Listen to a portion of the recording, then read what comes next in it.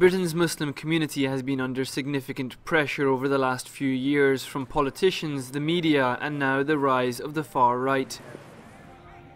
But here in the north of England, far from it all, thousands of Muslim families have come from across the British Isles to rejuvenate their faith and reconnect with each other. One of the things that everyone notices really is that there's families from all over Britain here, from north to south, east to west, and just focused here for a period of 3 to 4 days.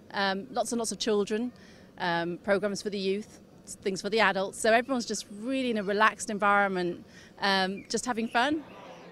But this is not an event exclusive to Muslims. It's also an opportunity for Britons of other faiths to experience an Islamic environment firsthand, unhampered by media narrative. It's a good way of them to sort of get a taste of what it feels like for 2 or 3 days to be a Muslim and to live in this sort of environment. That's a really positive thing, I think. That it just, again, is part of our connecting with people, building bridges with people. Among those speaking at the event was a survivor of the London tube bombings who's launched an initiative for better understanding between communities in the UK.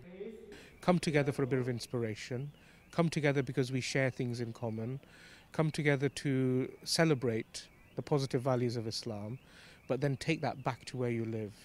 And where you live is where you live Islam, whether that's in Leicester or Bradford or London or Halifax or wherever it is, that's where you actually have to live Islam in your everyday life. Another strong theme was strengthening the family unit.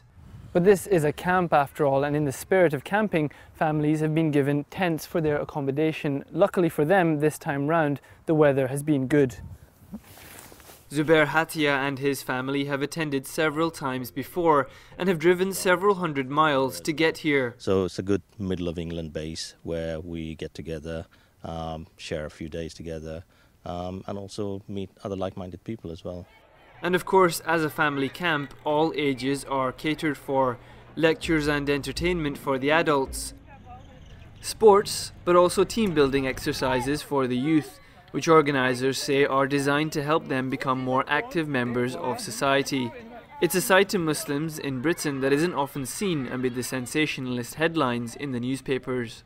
For some, though, the excitement was all just a bit too much. Hassan Ghani, Press TV, Lincolnshire, England.